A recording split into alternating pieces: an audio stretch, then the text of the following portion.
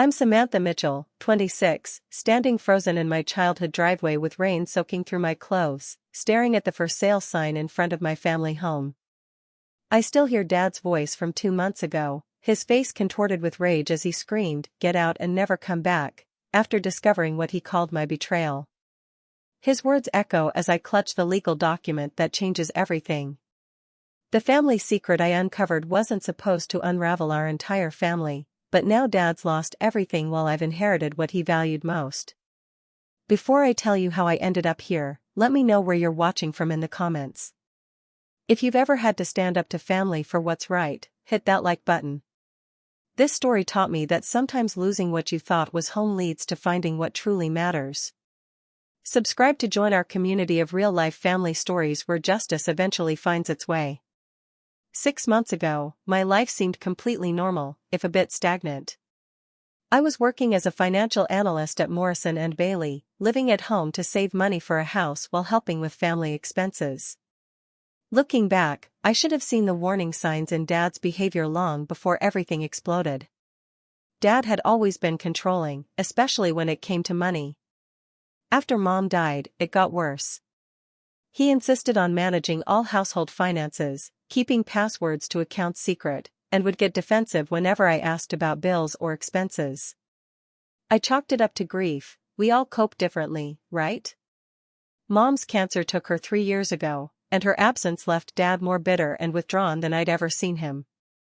My younger sister Allison, 24, still lived at home too. While I confronted Dad's moods head-on, Allison was the family peacekeeper. "Just let him handle it, Sam," she'd whisper whenever I questioned Dad's financial decisions. "He's still processing Mom being gone."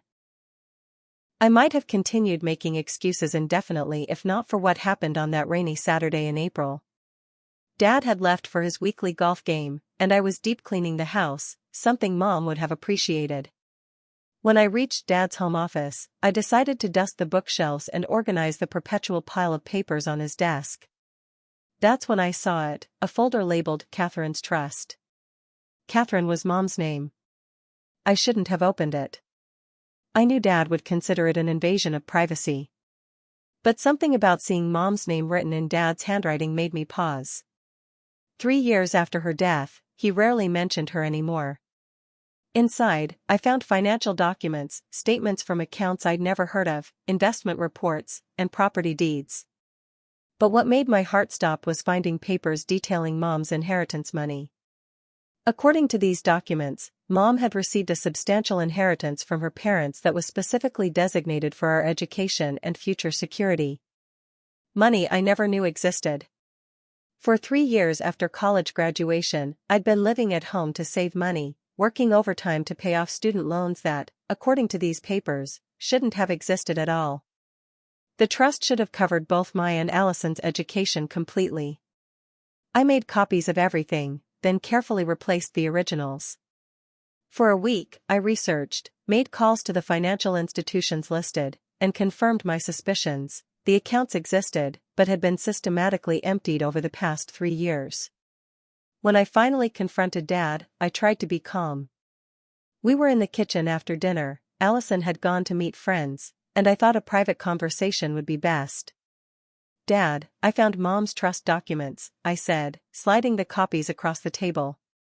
"What happened to the money that was meant for our education?"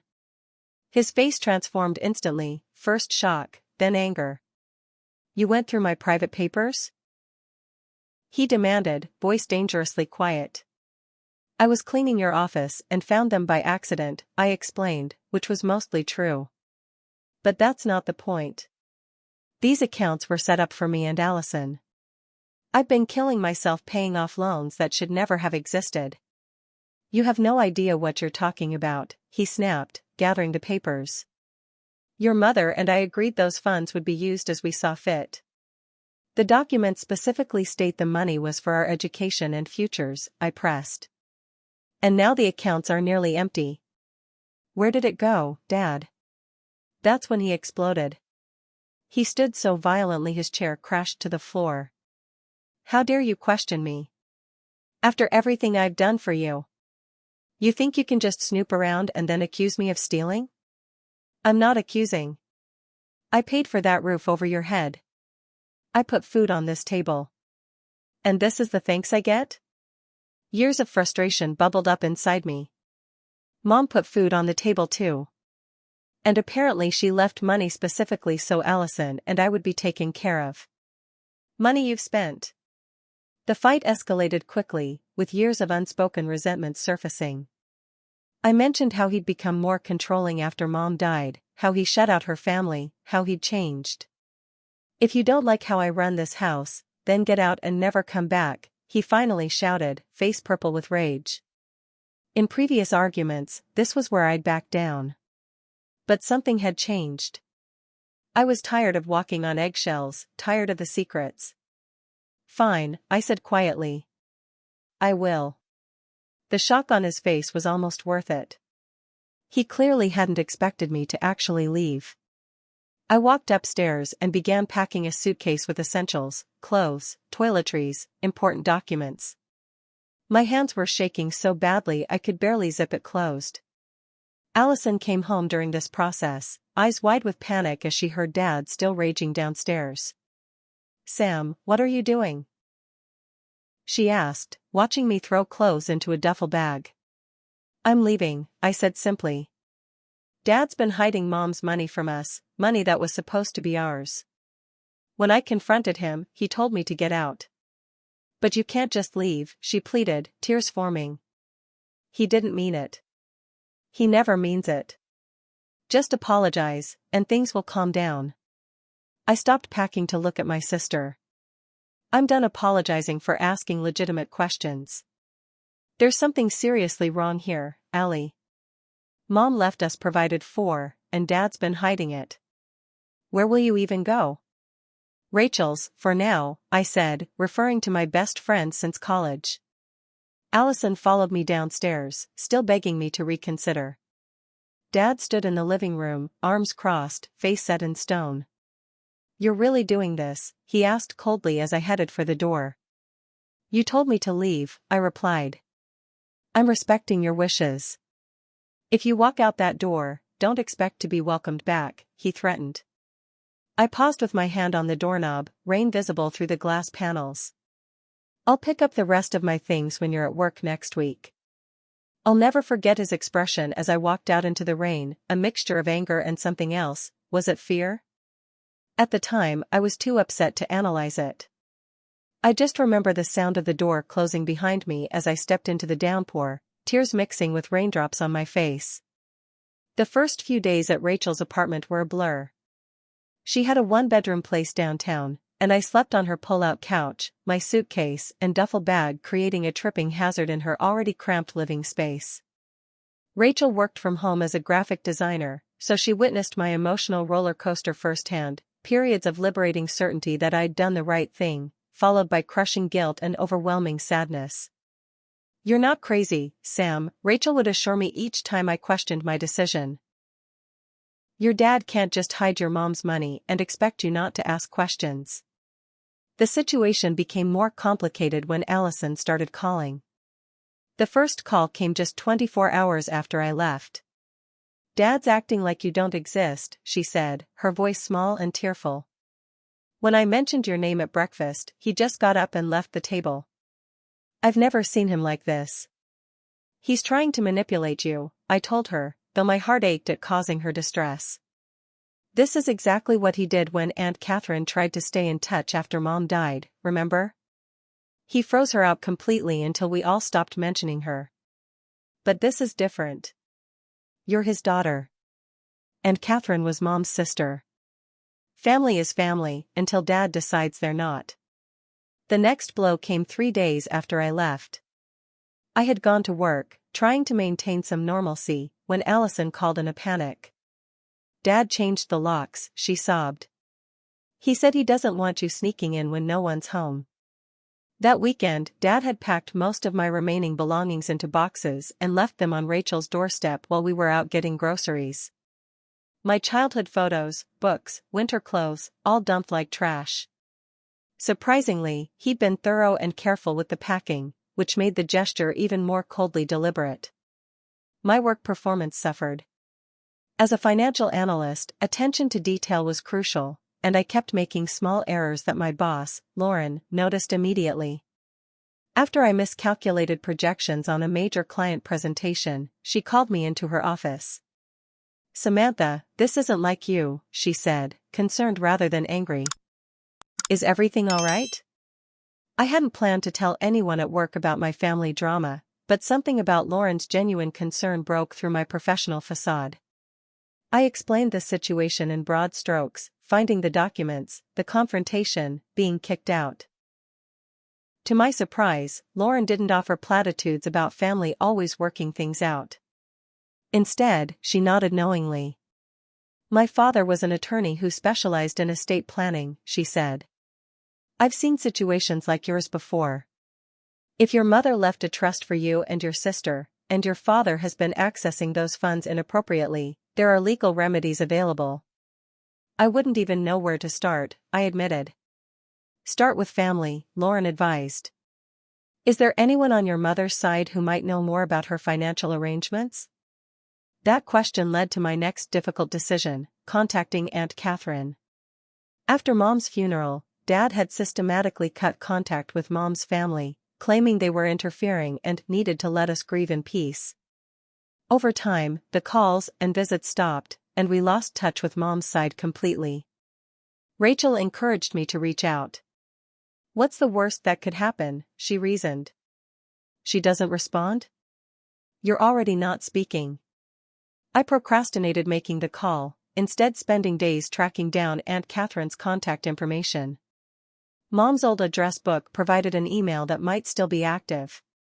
After writing and rewriting the message multiple times, I finally sent a simple note explaining who I was and asking if we could talk. Her response came within hours: "Samantha, I've been waiting for this day for 3 years. We need to talk in person." "When and where?" Meanwhile, Allison's calls became more concerning. Dad had started selling family heirlooms: Mom's antique desk, the grandfather clock from the hallway, artwork that had been in our family for generations. "He says we need the money for household expenses," Allison explained.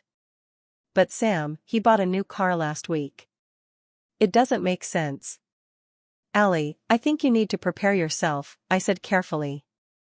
"There's something bigger going on here." "Like what?" "I'm meeting with Aunt Catherine tomorrow. I'll know more after that." The night before meeting Catherine, I barely slept. What if she blamed me for the years of silence? What if she had no helpful information? Worse, what if she confirmed my suspicions that Dad had been systematically stealing from us? I wasn't sure which outcome I feared more. If you've ever had to choose between loyalty and truth, you know exactly how sick with anxiety I felt that night. Making that hard decision to see something through, even when it hurts, takes courage I wasn't sure I had. Leave a comment if you've faced a similar crossroads in your own life. Now, let's get back to what happened when I finally met with Aunt Catherine after 3 years of separation. We arranged to meet at Bellflower Cafe, a quiet place downtown with secluded booths that offered privacy. I arrived 15 minutes early, nervously fidgeting with my coffee cup while scanning every person who entered. When she walked in, I almost didn't recognize her. Aunt Catherine had aged since Mom's funeral. Her once dark hair now had prominent streaks of silver, and fine lines framed her eyes identical to my mother's. She was dressed elegantly in a navy pantsuit, carrying a worn leather portfolio under her arm. Despite the changes, she had Mom's graceful way of moving through a room. When our eyes met, her face softened instantly. Without hesitation, she crossed to my table and pulled me into a tight embrace. I hadn't expected the rush of emotions that followed. It was like having a small piece of Mom back. "Samantha," she whispered, still holding me. "You look so much like her." We sat down, initially making awkward small talk. Yes, I had finished college. No, I hadn't traveled much. Yes, Allison was doing well in her marketing career. The conversation felt superficial, neither of us quite ready to dive into the reason for our meeting. After ordering a second round of coffee, Catherine finally broached the subject. "I've thought about calling you girls every day for 3 years," she said. After Catherine died, your father made it very clear that contact with me was unwelcome. He told us she needed space to grieve, I said, realizing even as the words left my mouth how ridiculous that sounded. Catherine's sad smile confirmed my suspicion. That wasn't the case. The tension between your father and me predated your mother's illness by many years.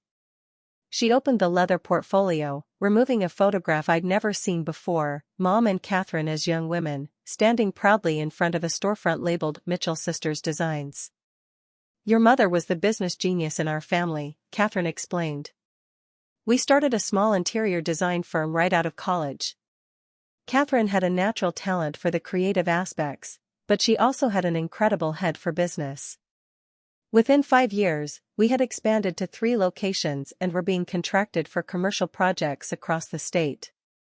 I stared at the photo, at Mom's confident smile. Dad never talked much about Mom's career. He always made it sound like she just did a little decorating on the side. Catherine's expression tightened. By the time you girls were old enough to remember, your father had convinced Catherine to scale back her involvement in the business. He never liked that she was the primary breadwinner. She continued explaining how Mom had built a successful business, made savvy investments, and accumulated considerable wealth before meeting Dad.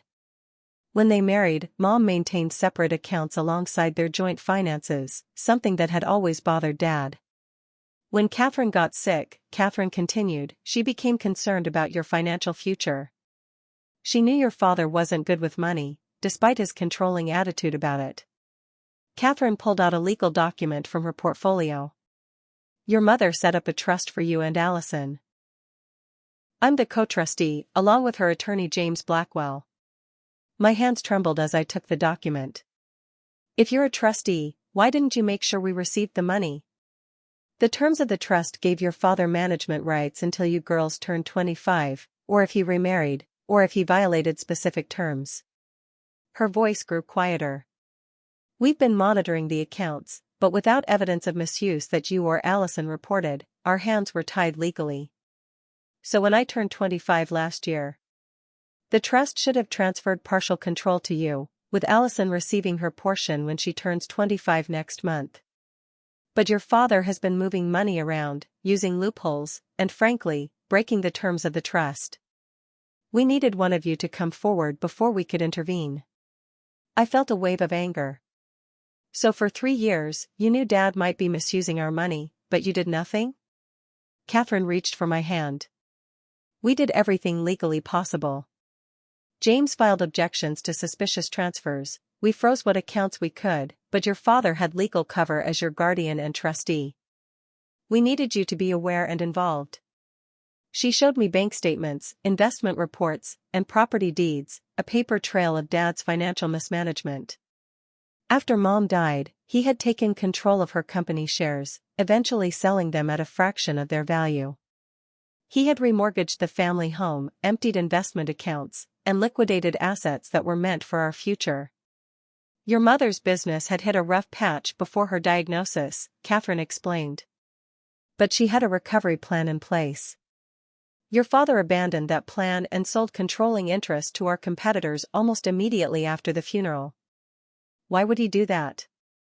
I asked, though I was beginning to suspect the answer. Catherine hesitated.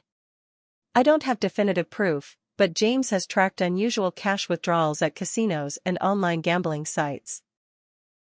Large amounts, frequent transactions. The revelation hit me like a physical blow. Could Dad have been gambling away our inheritance? It would explain the secrecy, the defensive behavior, the constant money problems despite what should have been a comfortable financial situation. What happens now? I asked, feeling overwhelmed. Now that you've come forward, we can take legal action to protect what's left, Catherine said. James has been preparing for this possibility for years. He can file for an emergency injunction as early as tomorrow. I sat back in my chair, stunned by the magnitude of the situation. All this time, I thought we were struggling financially because of Mom's medical bills. I've been living paycheck to paycheck, working overtime to pay student loans that should never have existed. Your mother wanted better for you, Catherine said softly. She wanted you and Allison to have the freedom to pursue your dreams without financial worry. Does Allison know any of this? Not unless you've told her. The weight of responsibility settled heavily on my shoulders. I would have to tell Allison that our father had been systematically stealing our inheritance while keeping us in the dark about Mom's provisions for our future. I'll set up a meeting with James Blackwell, Catherine said, gathering her documents. He's been waiting for this day too. As we prepared to leave, Catherine hesitated, then pulled a sealed envelope from her portfolio. Catherine asked me to give this to you when the time came. I think now is that time. The envelope contained a handwritten letter from Mom, dated just weeks before she died. Reading her familiar handwriting, seeing how she'd planned for our futures, how she'd anticipated Dad's behavior, brought tears streaming down my face in the middle of the cafe. I never thought I'd have to protect you from your father, Mom had written. But love sometimes means seeing someone clearly, even when it breaks your heart.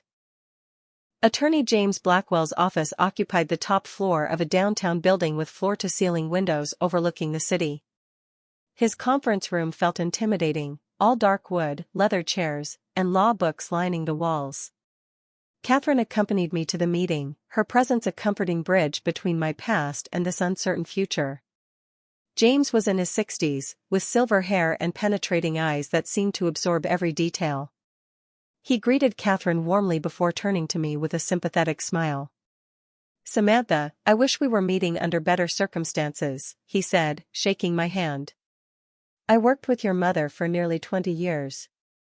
She was a remarkable woman." We sat at the massive conference table where he had arranged multiple folders, each labeled and color-coded. His methodical organization reminded me of Mom. "Before we begin," James said, "I want you to understand that your mother anticipated this situation. Catherine was not only creative but strategic. She put safeguards in place that your father has been systematically trying to dismantle." For the next hour, James walked me through the legal labyrinth of Mom's estate planning. The trust she established was comprehensive, designed specifically to provide for Allison and me while protecting the assets from mismanagement. There were provisions for our education, future home purchases, healthcare, and even seed money should we want to start businesses of our own. "Your father was named as primary trustee out of respect for his position in your lives," James explained. "But Catherine and I were appointed co-trustees with oversight authority. The trust included specific triggers that would remove your father as trustee." "What kind of triggers?" I asked.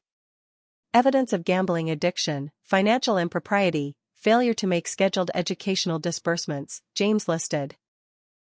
"Unfortunately, your father found ways to work around these provisions, often by manipulating financial records or creating plausible business justifications for withdrawals." James showed me documentation of Dad's systematic emptying of accounts. He had started small, withdrawals he could justify as household expenses or investments, but the amounts grew larger over time. He had remortgaged the family home twice, taken loans against Mom's life insurance policy, and sold valuable assets at below-market rates for quick cash. "Where did all the money go?" I asked, feeling sick as I looked at the substantial sums involved. James and Catherine exchanged glances. "We've documented frequent large cash withdrawals at various casinos," James said carefully. "There are also wire transfers to offshore gambling sites."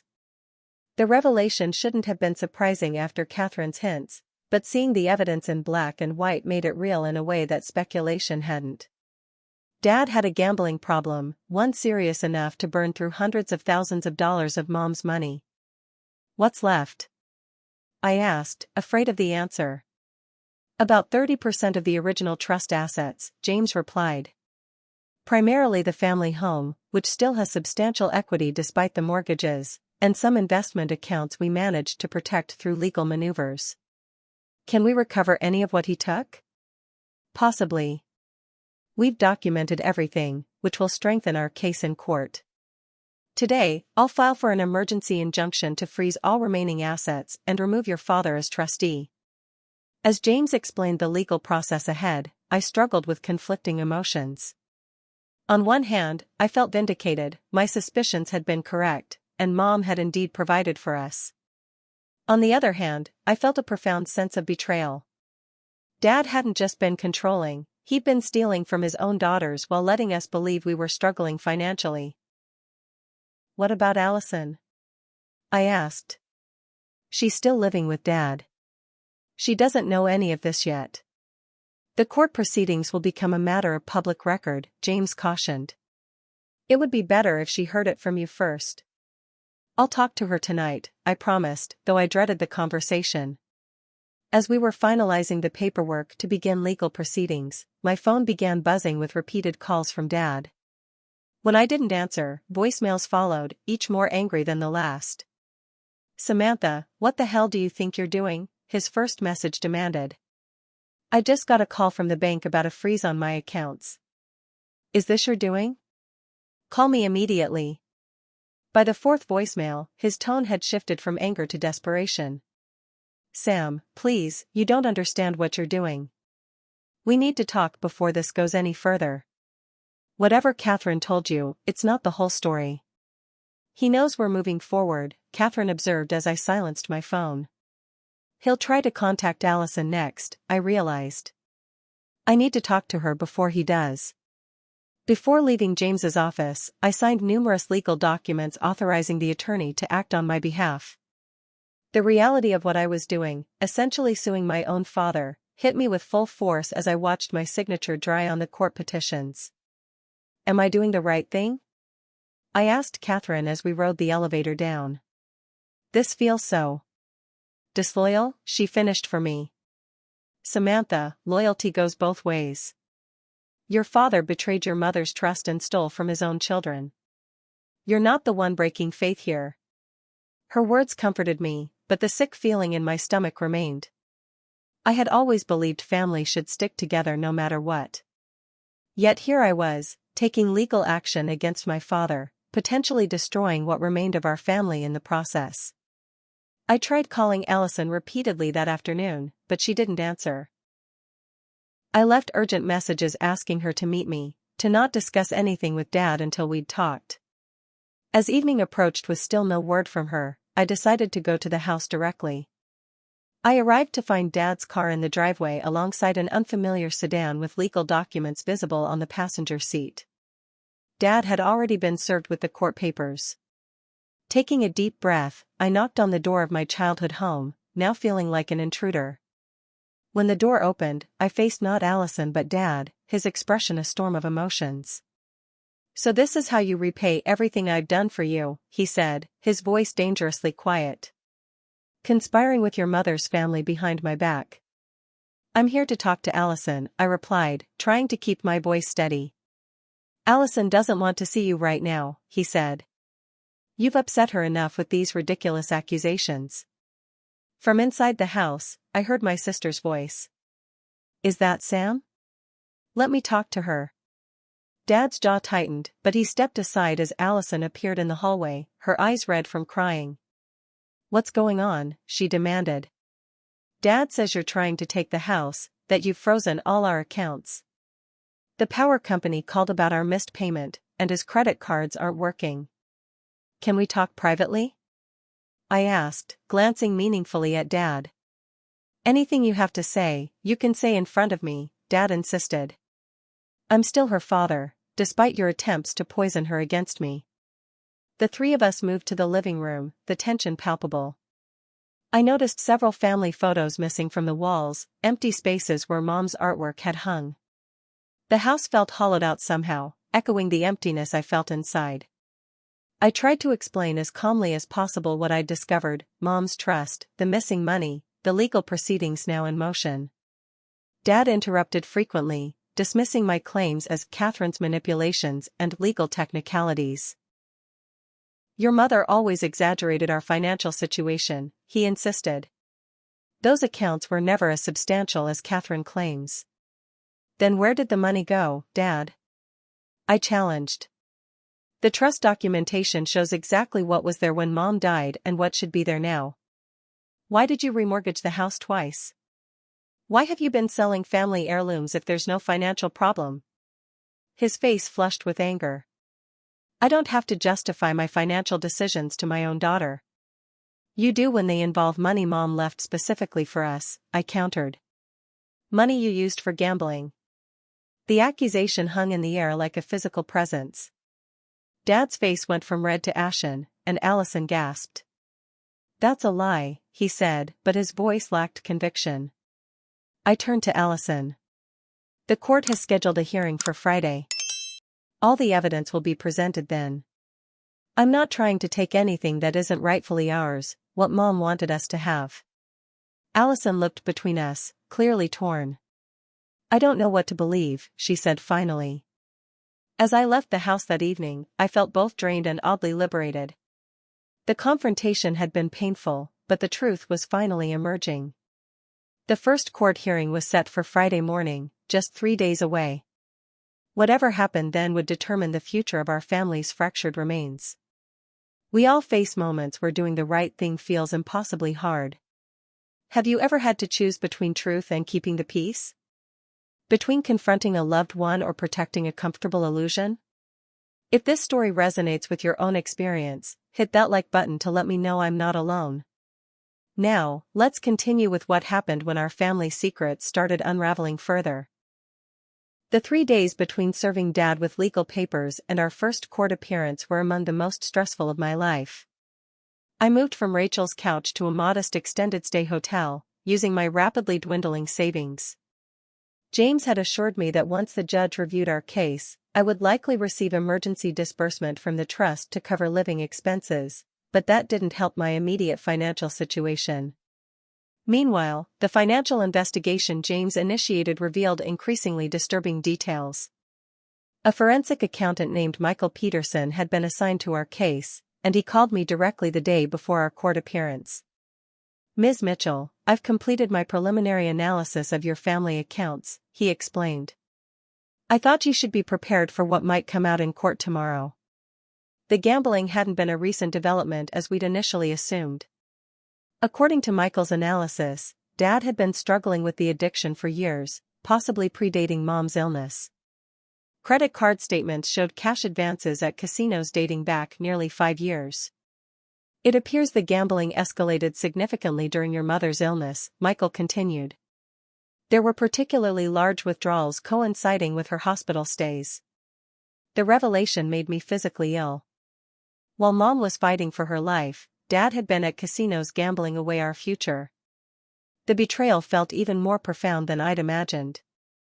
More shocking still was Michael's discovery that the second mortgage on our family home had been taken out without Mom's knowledge, using paperwork with what appeared to be her forged signature. The date on the documents coincided with her most intensive chemotherapy period, when she was heavily medicated and often confused. Is that illegal? I asked. Mortgage fraud is a serious offense, Michael confirmed. If proven, it could extend beyond civil proceedings into criminal charges. I didn't want Dad to face criminal charges, I just wanted what rightfully belonged to Allison and me. The thought of him potentially going to jail created a new layer of conflict in my already turbulent emotions. That evening, I received an unexpected call from Marcus Chen, Dad's business partner at the small accounting firm where he worked. Samantha, I heard about the legal proceedings, he said, sounding uncomfortable. I probably shouldn't be calling you, but there are things you should know. Marcus suggested meeting for coffee, explaining that he couldn't discuss the matter over the phone. An hour later, we sat in a corner booth at a busy diner, Marcus nervously checking the door every few minutes. Your father and I have been partners for 12 years, he began. He was always a solid accountant, very detail-oriented, good with clients. But things changed during your mother's illness. Marcus revealed that Dad had been borrowing from company accounts, promising to repay the money but never doing so. The firm had nearly gone under because of his actions, saved only by Marcus remortgaging his own home to cover the shortfalls. I didn't press charges out of respect for what your family was going through, Marcus explained. I restructured the partnership instead, limiting his access to client funds. I thought it was a temporary problem related to your mother's medical bills. It wasn't medical bills, I said quietly. It was gambling. Marcus nodded sadly. I suspected as much when I found betting slips in his desk. I confronted him about it last year, and he promised to get help. I even went with him to a Gamblers Anonymous meeting. But I don't think he continued with the program. The conversation with Marcus added another piece to the increasingly disturbing puzzle. Dad's problems were deeper and more long-standing than anyone had realized. It wasn't just Mom's inheritance he had squandered, but his own business reputation and professional ethics. When I returned to my hotel room, I found Allison waiting in the lobby. She looked exhausted, dark circles under her eyes. "I went through Dad's office after you left," she said without preamble. "I found these." She handed me a stack of papers, bank statements, casino receipts, and loan applications with Mom's signature in varying states of resemblance to her actual handwriting. "He's been lying to us for years," Allison said, her voice hollow. "I found text messages on his phone to loan sharks. He owes money to dangerous people, Sam." We stayed up late into the night, piecing together the extent of Dad's deception. Allison had also discovered that Dad had been manipulating us emotionally, telling each of us different stories about the other to keep us somewhat at odds and less likely to compare notes. "He told me you were jealous that Mom left me more money because I was her favorite," Allison admitted. "I never believed it completely, but it created this weird tension whenever financial topics came up. He told me you didn't want anything to do with Mom's family because they had tried to claim her jewelry after the funeral," I countered, equally shocked. As we compared notes, a pattern of manipulation emerged that was so calculated it sent chills down my spine. Dad had systematically isolated us, from Mom's family, from financial reality, and subtly from each other, all to maintain his control over Mom's assets. The next morning, while sorting through the boxes Dad had packed up from my room, I found an unexpected treasure, Mom's old journal, tucked between winter sweaters. I'd had no idea she kept one. Opening it with trembling hands, I found entries spanning the last year of her life. The early pages showed her typical optimism even in the face of her diagnosis, but later entries revealed growing concern about Dad's behavior. "Robert seems more interested in my investment portfolio than my treatment options," she had written about 3 months before her death. When I mentioned setting up trust funds for the girls, he became unusually agitated. "Something isn't right." Later entries documented her decision to contact James Blackwell without Dad's knowledge, her arrangements with Catherine to serve as co-trustee, and her growing suspicion about Dad's gambling. "Found ATM receipts from the casino again," read an entry dated 2 weeks before she died. "Nearly $2,000 withdrawn while I was in the hospital." When confronted, Robert claimed it was for a client meeting. The lies are becoming more frequent. "I need to protect the girls' future before it's too late." The journal provided insight into Mom's final months that broke my heart all over again. She had been fighting 2 battles simultaneously, against cancer and against Dad's addiction and deception. By the time our court hearing arrived, we had compiled overwhelming evidence of Dad's financial misconduct. Allison had decided to move out of the family home, temporarily staying with a coworker until things were resolved. Dad arrived at the courthouse with an attorney who appeared far less prepared than James. Throughout the proceedings, Dad avoided looking at either Allison or me, staring straight ahead with a rigid expression. The judge, a stern woman in her 60s named Judge Harriet Wilson, reviewed the evidence presented by both sides before issuing her ruling. "Based on the documentation presented, I find clear evidence that Robert Mitchell violated his fiduciary duty as trustee," she declared. "I am ordering all remaining assets frozen pending full financial audit, and removing Mr. Mitchell as trustee effective immediately. Control of all trust assets will transfer to the co-trustees, Catherine Mitchell and James Blackwell, as specified in the original trust documents." When Dad finally looked at me across the courtroom, I expected to see anger or defiance. Instead, I saw something that haunted me more: utter defeat. He looked suddenly old and broken, a man who had lost everything, not just control of the money, but his daughter's trust and respect. Outside the courtroom, his attorney approached us with a settlement offer that James immediately dismissed as insulting, pennies on the dollar of what had been taken, with unreasonable conditions attached. "My client is willing to acknowledge some financial impropriety," the attorney began, in exchange for dropping all claims against him and allowing him to remain in the family home. Your client has systemically defrauded his own daughters for years, James replied coldly. We'll see this through to full accounting and restitution. As we prepared to leave, Dad approached, ignoring the warning from his attorney. You've destroyed this family, he said, his voice breaking. Your mother would be ashamed of what you've done. The accusation stung despite everything I now knew. Part of me, the daughter who had once adored her father, still craved his approval, his love. Mom made arrangements to protect us because she knew what you were doing, I replied quietly. We're just following through on her wishes. His face contorted with a mixture of rage and despair.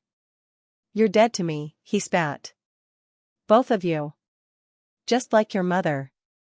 Security officers moved toward us as Dad's voice rose, escorting him from the courthouse as he continued shouting accusations and blame. Watching him being led away, I felt no satisfaction, only a profound sadness for what our family had become. That night, Allison and I met for dinner, both emotionally drained from the day's events. What happens now? She asked. James says the court will appoint a receiver to locate and recover as much of the missing money as possible, I explained. We probably won't get everything back, but what's left will be protected. And Dad? I sighed heavily. That depends on whether the prosecutor decides to pursue criminal charges for the mortgage fraud. James thinks they might not, given that it's a family matter and we're not pushing for it. Allison nodded, pushing food around her plate without eating. I keep thinking about Mom. How awful her last months must have been, worrying about us while she was dying. She did everything she could to protect us, I said, thinking of her journal entries. Even when she knew she wouldn't be here to see it through. Do you think we'll ever be a normal family again? Allison asked, her voice small. I had no answer for her. The trust between Dad and us had been shattered beyond repair. Whatever happened next, we could never go back to who we were before. The only path was forward, into an uncertain future where we would need to redefine what family meant to us. The week following the initial court ruling brought a series of increasingly erratic actions from Dad. The first shock came when Allison drove past the family home and saw a real estate agent hammering a for sale sign into the front lawn. He can't just sell the house, can he? She asked during her panicked call to me. The court froze everything. I immediately called James, who confirmed that Dad had no legal right to sell the property that was now under court supervision. Nevertheless, he filed an emergency injunction to explicitly prohibit any sale or transfer of the house. Your father is either getting terrible legal advice or ignoring his attorney completely, James commented. This kind of defiance won't play well with Judge Wilson. Despite the injunction, Dad had scheduled an open house for the weekend. James sent a legal representative to inform prospective buyers of the property's disputed status, effectively killing any potential sales. Meanwhile, the forensic accountant discovered that Dad had emptied several accounts just before they were legally frozen, accounts we hadn't known existed and therefore weren't included in the initial court order. He had withdrawn nearly $50,000 in cash, leaving no trace of where the money had gone. Then Dad disappeared. For 3 days, no one could reach him. His phone went straight to voicemail. He didn't show up at work. His car was gone from the garage. Allison and I found ourselves in the surreal position of filing a missing person report for the father we were simultaneously taking to court. I'm worried he might hurt himself, Allison confessed as we left the police station. What if this pushes him over the edge? I shared her concern despite everything. Whatever Dad had done, I didn't want him to come to harm. The police suggested checking hotels and casinos within driving distance, but it was a wellness check from an officer that finally located him. Dad was found in a suite at Golden Palms Casino and Resort, an hour outside the city. According to the officer, he appeared disheveled but unharmed, claimed he was on vacation, and refused any assistance. The $50,000 was presumably funding his stay. When Dad finally returned to town, Allison made the difficult decision to move out permanently. She had been staying with a co-worker temporarily but now packed everything she wanted to keep from the family home. I can't live with him anymore, she told me as we loaded boxes into her car. Not after everything we've learned. Rachel generously offered her spare bedroom to Allison, which meant both Mitchell sisters were now crammed into my best friend's small apartment. The tight quarters and shared trauma gave Allison and me an opportunity to rebuild our relationship in a way we hadn't experienced since childhood. Late one night, sitting on Rachel's balcony sharing a bottle of wine, Allison confessed how isolated she had felt after Mom died. "Dad always made it seem like you were the difficult one," she said. "Like you were overly sensitive about Mom, and I needed to be the strong, practical daughter. I feel so stupid for believing him." "You're not stupid," I assured her. "He manipulated both of us, playing us against each other. Classic divide and conquer." "I keep thinking about Mom's things he sold," Allison continued, tears forming. "Her jewelry, her art collection, pieces she specifically wanted us to have. We'll never get those back. The loss of sentimental items hurt more than the money. Dad had sold Mom's engagement ring, family photographs, even her handwritten recipe book, things that had irreplaceable emotional value." Our conversation was interrupted by a call from James Blackwell. Despite the late hour, he sounded energized. "The court-appointed financial investigator has found something significant," he said. "Your father has an offshore account in the Cayman Islands that we previously missed. Based on the transfer patterns, it contains substantial funds from your mother's accounts." This discovery prompted another emergency court hearing, where Dad's increasingly frustrated attorney tried to argue that the account was set up with Mom's knowledge for legitimate tax planning purposes. Judge Wilson was unimpressed. "Mr. Mitchell, the documentation clearly shows these accounts were established after your wife's death, using funds from accounts specifically designated in her trust for your daughters. Unless you can produce evidence of Mrs. Mitchell's authorization, the court has no choice but to view this as deliberate attempt to hide assets in violation of fiduciary duty." The judge ordered the offshore accounts frozen and appointed a receiver to take control of all family assets, including the house. Dad was required to vacate the property within 30 days and provide a full accounting of all financial activities since Mom's death. As the court session ended, Dad's attorney approached James with another settlement offer, this one even more desperate than the first. Dad would acknowledge taking some money inappropriately but wanted to retain the family home and a portion of the investment accounts in exchange for dropping all claims against him. "Your client is in no position to make demands," James replied. "The evidence of financial misconduct is overwhelming. He should be focusing on potential criminal liability at this point." Dad, overhearing this exchange, approached us directly, ignoring his attorney's attempt to stop him. "This isn't what Catherine would have wanted," he said, his voice hoarse. "Tearing the family apart over money." "This isn't about money, Dad," I replied. "It's about trust. About honesty. About respecting Mom's wishes for our future." "You don't understand what I've been through," he insisted. "After your mother died, I was drowning. The gambling was a mistake, but I was going to pay it all back." "With what?" Allison asked, speaking up. "You were just digging the hole deeper every day." "I had systems, strategies," he said, a familiar gleam of obsession in his eyes. "I was one big win away from fixing everything." That moment crystallized the reality of Dad's addiction more clearly than any bank statement or court testimony. He truly believed he could gamble his way out of the hole he'd dug, despite all evidence to the contrary. "You need help, Dad," I said gently. "Professional help." His expression hardened. "What I need is for my daughters to show some loyalty. Some respect for everything I've done for you." "We respected you our entire lives," Allison responded, her voice breaking. "We trusted you to protect us, to tell us the truth. You're the one who betrayed that trust, not us." Dad turned and walked away without another word, shoulders slumped in defeat. It would be the last time we spoke to him for weeks. During his court-ordered move from the family home, Dad arranged to be absent, leaving his attorney to oversee the process. James sent representatives to ensure no additional items were removed beyond Dad's personal belongings. In a surprising development, the court received a petition from Dad's gambling addiction counselor, requesting permission for Dad to continue living in the pool house during his treatment program. The counselor argued that immediate homelessness would jeopardize Dad's recovery prospects. After consultation with James and Catherine, Allison and I agreed not to oppose the petition. Despite everything, neither of us wanted to see Dad homeless or his treatment derailed. The judge approved a modified arrangement allowing Dad temporary use of the pool house while the main residence remained under the receiver's control. As the legal proceedings continued, we received unexpected support from Dad's own sister, Aunt Marilyn, who had maintained minimal contact with our family since Mom's death. She called me out of the blue one evening. "I've been reading about the court case in the papers," she said. "I want you to know that what you girls are doing is brave and right.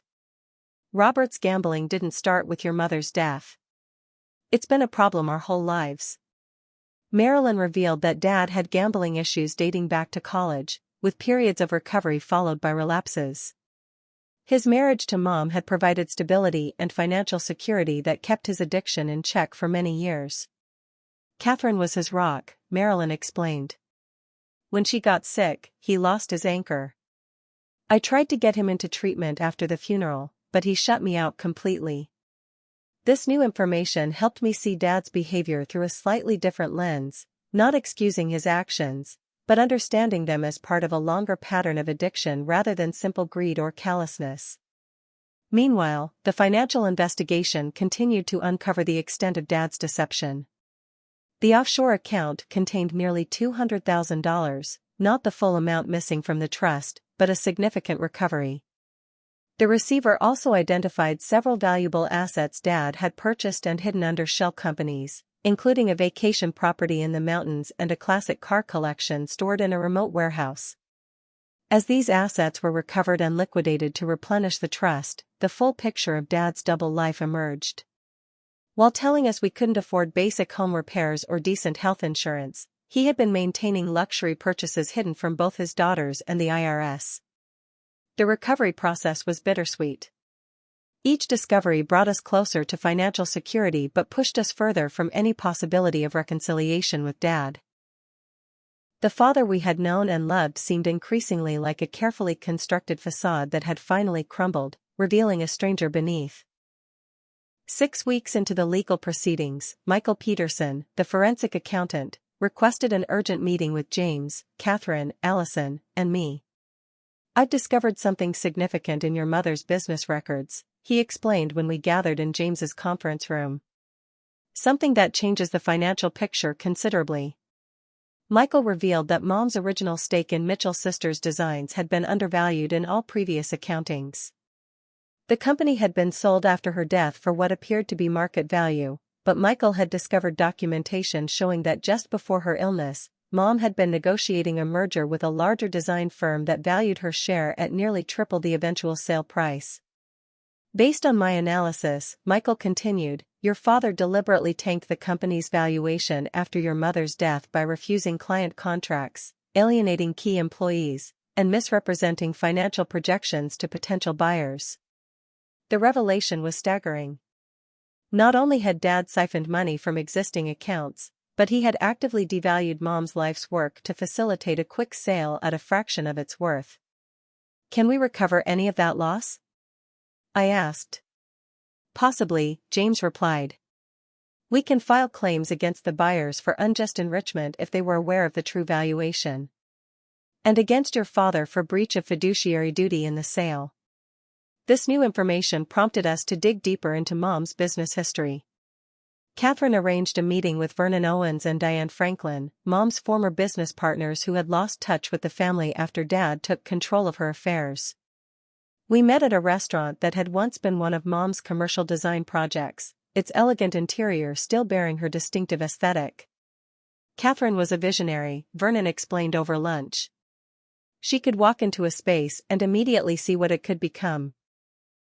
But she was also incredibly savvy about the business side. "Your father never understood her talent," Diane added. "He wanted her to be a typical corporate wife whose career was secondary to his. But Catherine was the real breadwinner, and I think that always bothered him." They shared stories about Mom's business acumen, her mentorship of younger designers, and her plans for expansion that had been cut short by her illness. She had just secured funding for a boutique hotel project when she was diagnosed, Vernon revealed. It would have taken the firm to national prominence. What happened to that project? I asked. Your father cancelled it immediately after the funeral, Diane said. Claimed Catherine wouldn't have wanted the stress of a major project hanging over the family during their grieving. Each new revelation painted a clearer picture of how systematically Dad had dismantled Mom's professional legacy while simultaneously draining the financial legacy she had left for her daughters. Catherine suggested we visit the building that had housed Mitchell Sisters Designs. The commercial space had stood vacant since shortly after Mom's death, but was currently available for lease. Walking through the empty offices with Catherine was an emotional experience. This was Catherine's office, she said, leading us into a corner room with large windows. She insisted on the best views for the junior designers, claiming she was too busy to look out windows anyway. Standing in the space where Mom had built her business, I felt a connection to her I hadn't experienced since her death. Dad had so thoroughly removed her professional identity from our family narrative that I had never fully appreciated who she was beyond being our mother. I have something to show you, Catherine said, pulling a key from her purse and opening a storage closet that had been overlooked in the building's renovations. Inside were boxes of Mom's business files, design portfolios, and personal effects from her office, items Dad was supposed to have collected years ago but had abandoned. Among the papers, we found Mom's original business plan, her vision for the company's future, and most surprisingly, a folder labeled "For Samantha and Allison, when you're ready." Inside was a handwritten letter, dated 2 weeks before she died. My darling daughters. If you're reading this, it means you've found your way back to the business that gave me so much joy. I've asked Catherine to keep these things safe until you were ready to see them. I've made financial provisions for your futures through the trust, but money isn't the only legacy I want to leave you. This company represented my belief that women can create their own paths, build something meaningful, and succeed on their own terms. Samantha, your head for numbers and analytical mind reminds me so much of myself at your age. Allison, your creative eye and marketing instincts are gifts I recognized early. Together, you have everything needed to rebuild what I started, should you choose that path. Your father never fully understood my passion for this business. I hope someday he'll see that I built it not just for myself, but for you both. Whatever you decide, know that I am endlessly proud of the women you are becoming. All my love. Mom. Reading her words, I felt Mom's presence more strongly than I had in years. She had seen our potential and planned for our futures in ways that went beyond mere financial security. She had envisioned us possibly continuing her legacy. That evening, Catherine shared a remarkable proposal. I've been thinking about restarting the firm, she said. Not exactly as it was, but with the same vision Catherine had. And I'd like you both to be part of it, if you're interested. The idea was simultaneously exciting and terrifying. I had a stable career in corporate finance. Allison was establishing herself in marketing. Starting over with a family business was a risk, but one that suddenly felt right. We could use the trust funds to invest in the startup costs, I suggested, my mind already calculating potential budgets.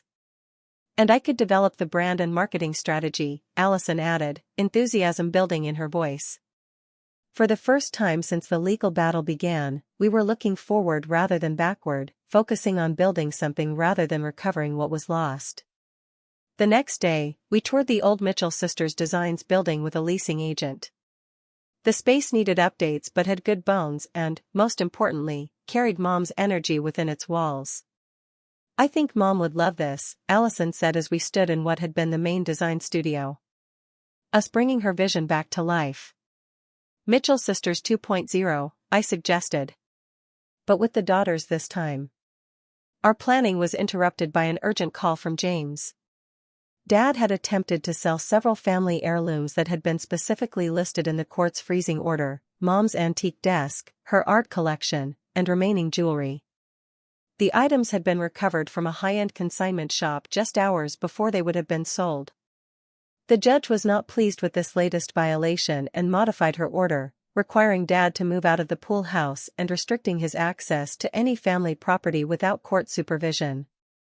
When we went to the house to collect the recovered items, we found Dad packing his belongings into his car.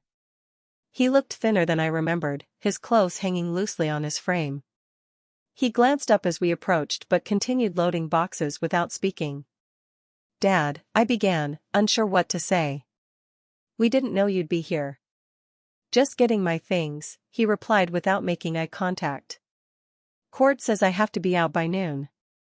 Allison stepped forward. "Where will you go?" "Got a room at the Westside extended stay," he said. "My gambling counselor found a job for me doing bookkeeping at a recovery center." Ironic, right?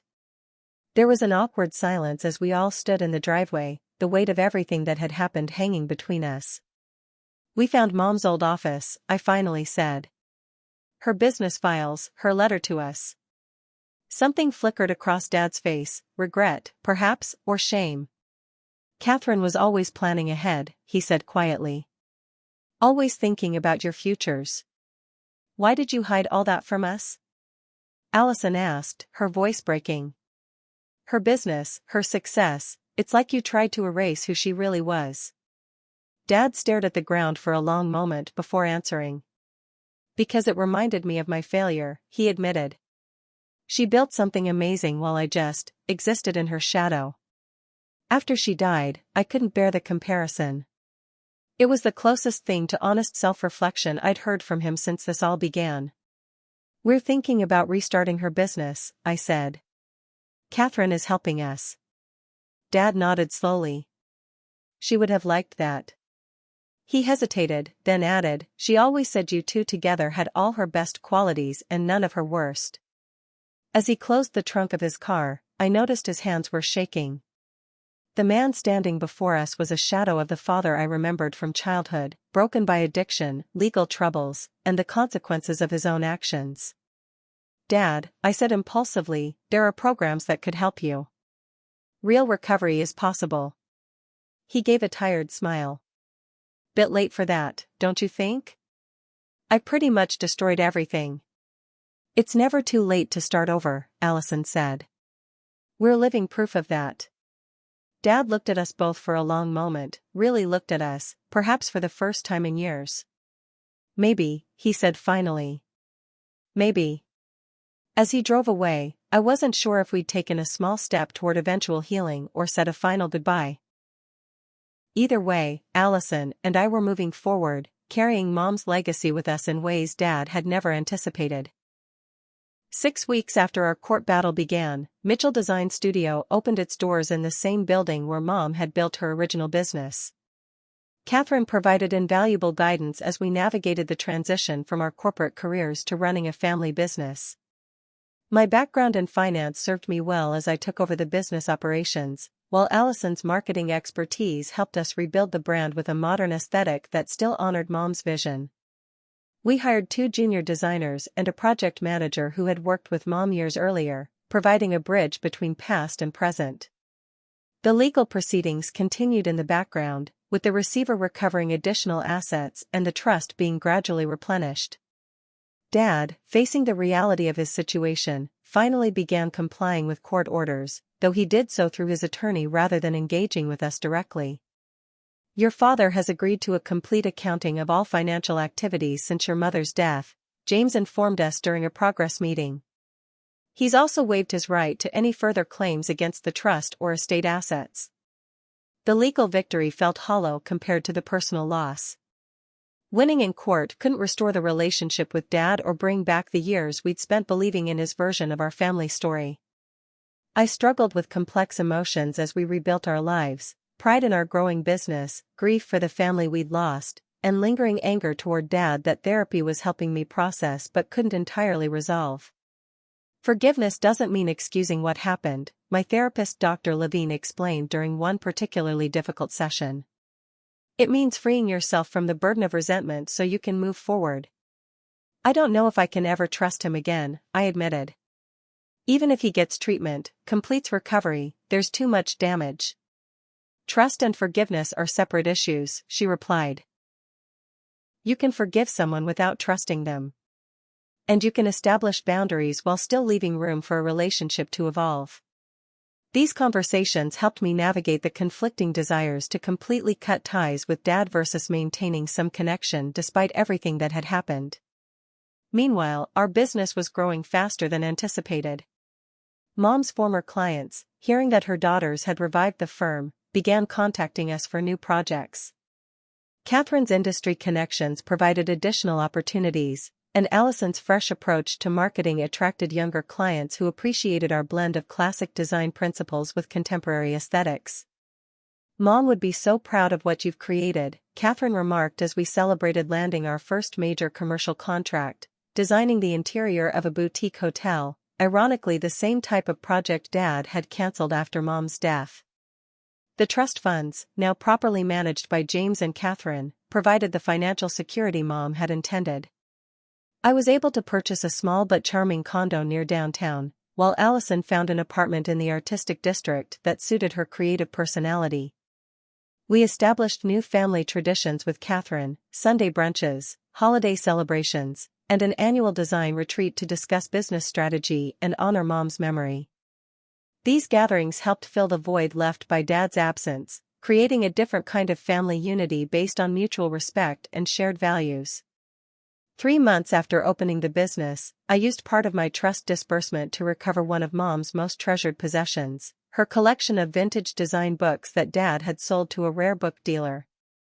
The dealer, learning the story behind the collection, offered to sell them back at his purchase price rather than the higher market value. These belonged to Catherine Mitchell, I explained when picking them up. They're coming home now. The books took a place of honor in our studio library, available to our designers for inspiration just as Mom would have wanted.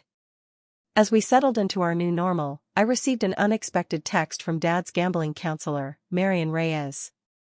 Robert has completed 90 days of intensive treatment and would like to meet with you and Allison if you're willing. No pressure, just an opportunity for amends as part of his recovery process. I shared the message with Allison, and we debated whether to accept the invitation.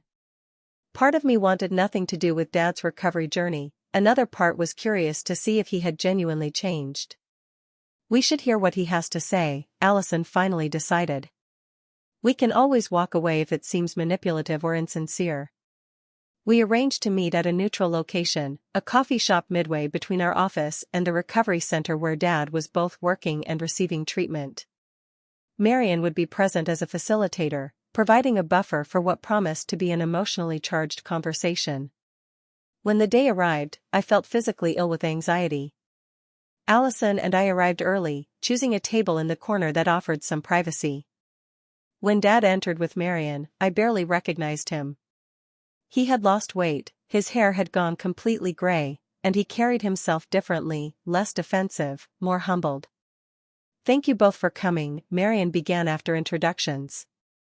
Robert has been working hard on his recovery, and making amends to those he's harmed is an important part of that process. He understands that you're here to listen, not to forgive or reconcile unless you choose to. Dad cleared his throat nervously. I prepared something to say, if that's okay. We nodded, and he pulled out a handwritten note that trembled slightly in his hands. Samantha, Allison, he began, his voice steadier than his hands.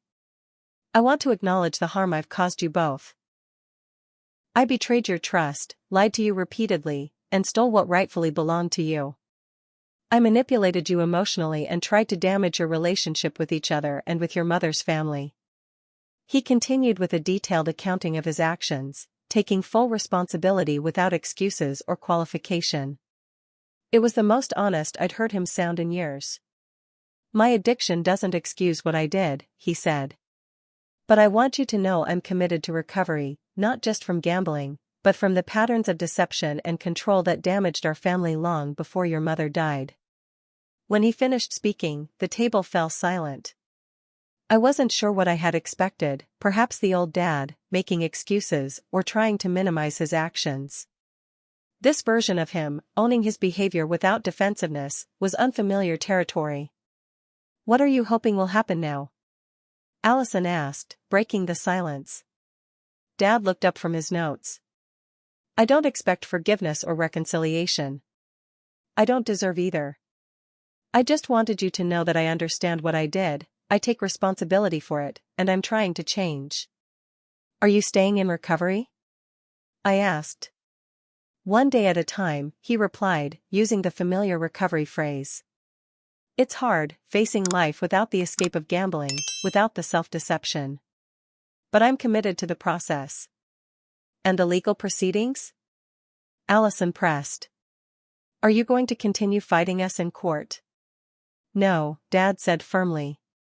I've instructed my attorney to cooperate fully with all recovery efforts and to accept whatever judgment the court decides regarding restitution. As the conversation continued, I felt neither the vindication I'd expected nor the closure I'd hoped for. Instead, I experienced something more complicated, a tentative openness to the possibility that Dad might genuinely be changing, even if our relationship could never return to what it once was.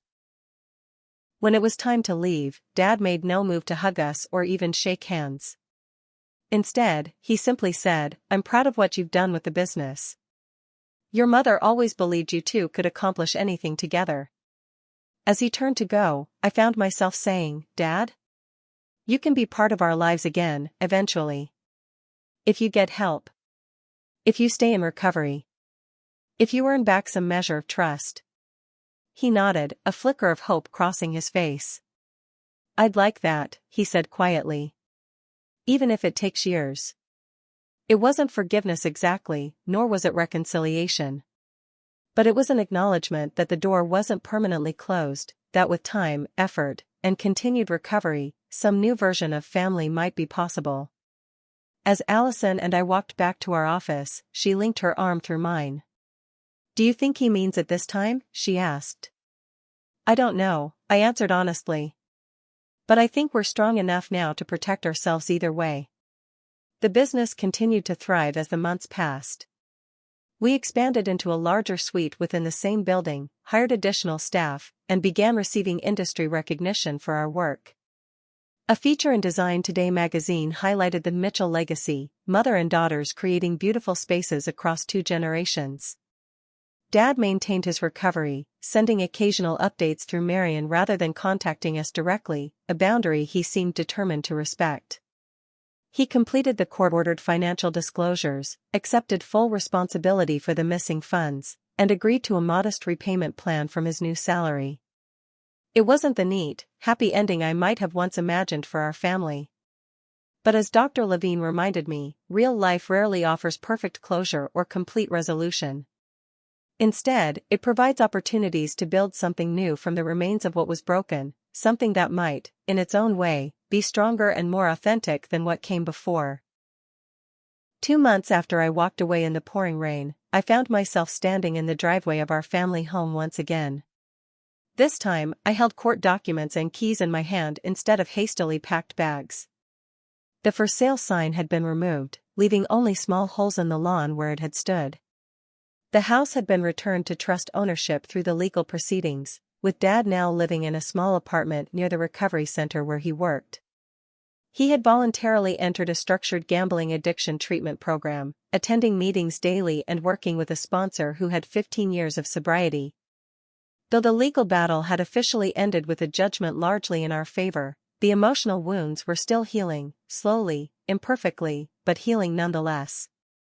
I took a deep breath before using the key to open the front door. The house felt different, emptier without Dad's presence, yet somehow fuller with possibilities. Many of the furnishings remained, though spaces on the walls marked where artwork had been sold or moved. The grandfather clock in the hallway still ticked steadily, a comforting continuity amid so much change. Allison arrived a few minutes later, carrying coffee for both of us. Weird being back, isn't it? She said, looking around the entryway. It feels smaller somehow. We walked through the rooms slowly, memories surfacing with each space, Christmas mornings in the living room, homework sessions at the kitchen table, movie nights in the family room. Mom's presence felt stronger here than it had in years, perhaps because we now knew her story more fully. In the garage, I found Mom's gardening gloves still hanging on a hook, preserved in time like a museum exhibit. I touched them gently, remembering her tending roses on weekend mornings, dirt under her fingernails and satisfaction on her face. "What are we going to do with the house?" Allison asked as we settled on the back porch steps, the same spot where we'd spent countless summer evenings as a family. "I've been thinking about that," I replied. "What if we converted it into the company headquarters? We're already outgrowing the current office space, and this location has good zoning for a small business." The idea had come to me gradually over the past few weeks, a way to honor Mom's legacy while meeting our practical needs. The house had ample space for design studios, client meeting rooms, and administrative offices. "I love that," Allison said, her eyes lighting up. "We could use Mom's garden as a design inspiration area. And the living room would make a perfect client presentation space." Over the next hour, we wandered through the house again, this time envisioning its transformation. Allison sketched rough layouts on her tablet, incorporating elements from Mom's original design aesthetic while adding modern touches that reflected our own style.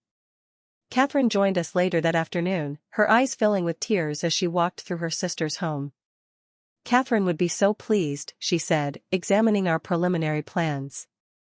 She always believed spaces should be both beautiful and purposeful.